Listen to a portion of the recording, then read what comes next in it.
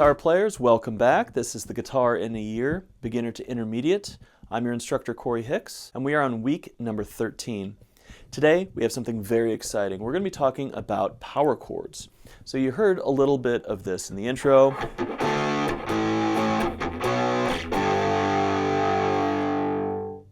Literally thousands of songs that you've heard in your life use these shapes. And it's the same thing all the way throughout the range of the guitar. It makes playing the guitar very easy. And we're going to learn all about that today. It's going to help you play lots of your favorite songs pretty much right away. In fact, I have a cool story. When I was in high school, I was focusing a lot on electric guitar. I was learning things like Crazy Train or Metallica songs, using a lot of distortion and playing in a rock band. I had a friend who was also in high school with me, and he had a cheap acoustic guitar. He learned power chords, and that's it. And he was a great singer. And so, whenever it was campfire time, I, being the more shreddy guy, was, all about the guitar solos, and he was over there around the campfire with this cheap acoustic guitar. Hey, what song you want to learn? And being able to sing and play along with almost everything. And his fingers looked like this the entire time, because this is what a power chord looks like. You can pretty much play any song you want by faking it with power chords. So I'm going to kind of show you why that is. You are not going to need a distortion pedal or an electric guitar to do this. It's just that often we hear this in our favorite pop and rock songs. So first of all, what is a power chord? A power chord is an ambiguous chord. It's neither major nor minor. So for example, if I have a G major chord with distortion, that kind of sounds nasty. A G minor chord kind of sounds nasty too, because all the upper harmonics from the distortion kind of make it sound splatty. But if I just hit the root and the fifth of that chord,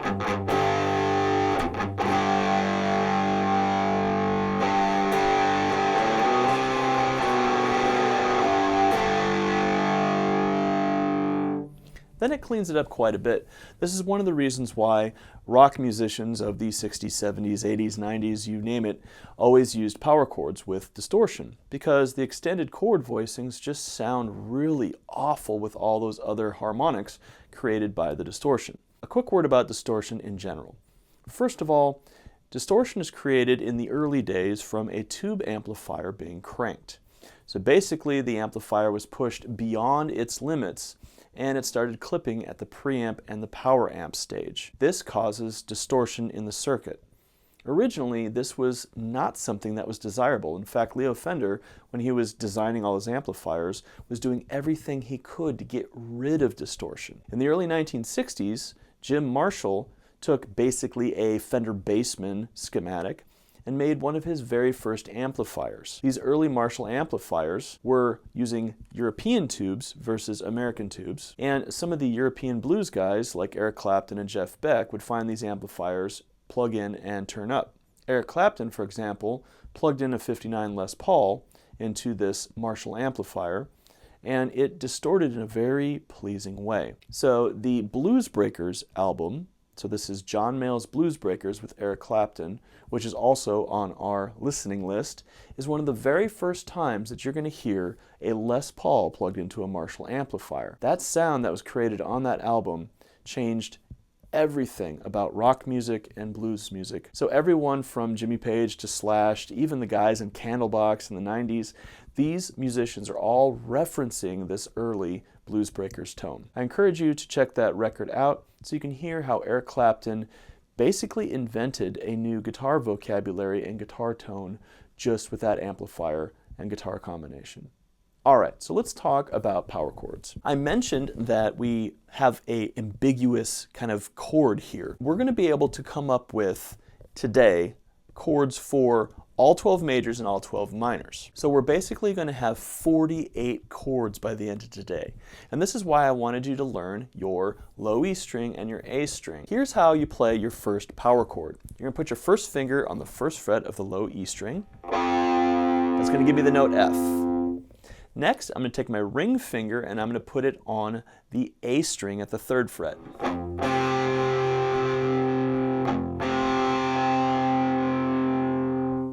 And then I'm going to take my pinky, I'm going to put that on the D string on the third fret, okay? All right, so this is a power chord. It's basically a root, the fifth of the scale, and another root. Now, of course, you could also just play it root and fifth. Now, for some of you, it's going to be more comfortable to use your third finger and bar those two strings like this. But I'm going to encourage you to just use your ring finger and pinky for now. It's going to be very helpful when we get into bar chords later on. This is an F power chord.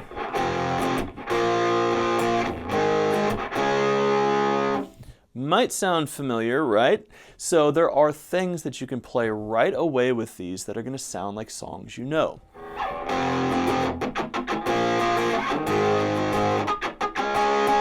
And I'm playing that a little different on purpose so the YouTube people don't come after us. Okay, so I have this F power chord. Now remember, it doesn't matter if it's major or minor. You can use this in either situation.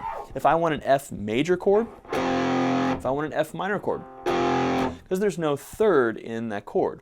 We're going to talk about that later when we get into more music theory type of stuff. So, but all you need to know right now is whether it's major or minor, it doesn't matter, I can play an F chord. Now here is where the magic comes in, because we have our self-transposing instrument. F major or F minor, F sharp major or F sharp minor, G major or G minor, A flat major, A flat minor, A major, A minor, B flat major, B flat minor, here's B major, B minor, C major, C minor, D flat major, D flat minor, D major, D minor, E flat major, E minor, and E major, E minor. Okay? Now, that is going to be 24 chords right there. Now, to get an open E power chord, you're going to take your F chord that we just talked about, and you're just going to lower it by 1 fret. Now that's kind of awkward and dumb, right? Because I have these two fingers out here. So you're just going to take your first finger and cover those two strings. Remember our blues chord progression? Okay, so that's going to be that basic thing. So that's an E chord. So let's go through all of these power chords on the low E string. We're going to have open E, F, F sharp, G, G sharp, A, B flat or A sharp, B, C, C sharp, D, D sharp or E flat, and E. Okay, and so we have lots of stuff that we can do with this, but we're not done. We're going to move to the A string next. So just like I had an F here, if I move that up to the A string, I'm going to have a B flat power chord because, as we talked about last time, this is a B flat note because we're working on our note recognition for the A string, right? I notice it sounds the same as my B flat would here. And here's my B, same as it would be here. Now just remember, when you're going to that A string, you're not going to hit all 6 strings. You're just going to hit the 3 notes that you're fretting, okay? So a C would be at the 3rd fret. C would be at the 8th fret here. C sharp, D, D sharp, E, F, F sharp, G, G sharp, A.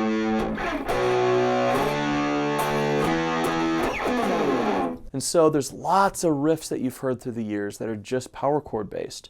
There's a lot of bands like Green Day, for example, that made their entire career off of power chords. The Ramones, Blink-182. So when practicing this, what I want you to do is be able to find one power chord on the low E string and one on the A string. That's the same name. So for example, if I want a D, there's D on my A string and D on my low E string, being able to find both. There are going to be 24 of them total because I have 12 on the low E string and 12 on the A string, so that's 24. But really, I have 48 options because if I want C major or C minor, that's the same thing as an A string choice. and as a low E string choice, okay? So let's talk about the song that we played in the very beginning.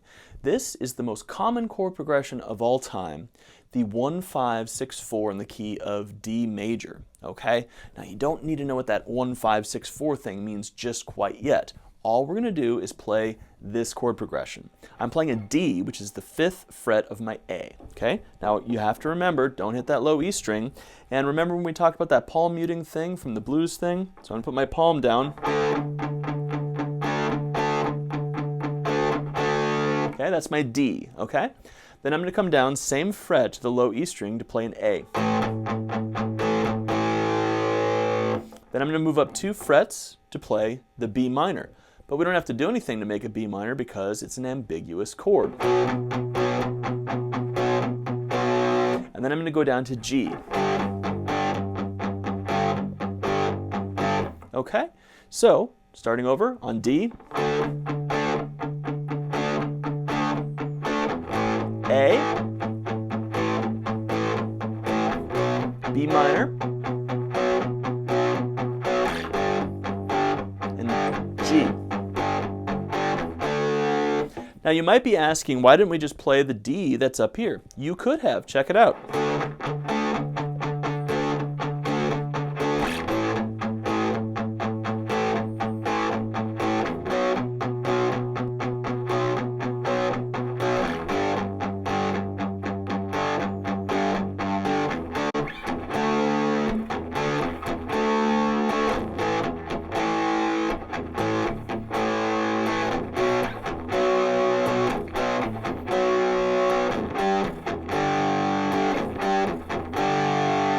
I'm kind of messing around using different forms of both of them. What I want you to do right now is go over to the video that I have in the description below.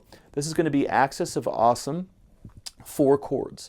And what this video is, it's actually quite brilliant. They're kind of a parody band, but in this case, what they're doing is they're taking this chord progression and they're playing through dozens of #1 hits that you've heard throughout your entire life.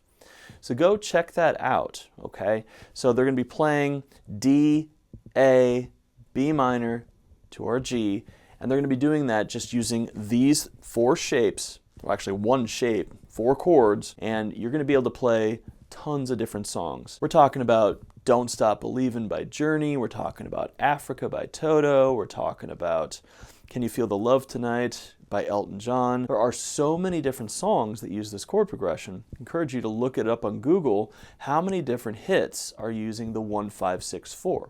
So basically what this means is if you can do this, you can play probably 60 or 70 songs today. And this is one of the things that makes playing guitar so amazing, because you, only having a few different skills but knowing where they are in every key, are going to be able to use that to play a lot of different songs. Well, what makes these songs different? Well, the production, obviously the lyrics, the instrumentation. The chords, though, in a lot of cases are going to be the same, okay? Now, other things that I want you to focus on for this week are going back over those pentatonics. As a really good practicing exercise, I might do something like this. C. And then play my C major pentatonic. And my C minor pentatonic. Then I'm going to go to F, F major pentatonic, F minor pentatonic. There's my B flats, B flat major pentatonic, B flat minor pentatonic. Okay? And so what I'm doing there is I'm playing both power chords that I know, and then I'm playing both pentatonic scales that I know. After today's lesson, you have the tools that are going to help you to play 24 different scales, we talked about that last week, and now 48 different chords that are movable, just using this same shape. Now, a few practical things about the power chord, if you're noticing that you have a lot of noise, let's just go to this G. The back part of my index finger is muting the top 3 strings, because I don't need them, okay? Now, when I go to, say, the C chord here, same thing is true. But it's just the top 2 strings that are muted. Now you might want to use your middle finger, I do sometimes, to lightly press down on that low E string.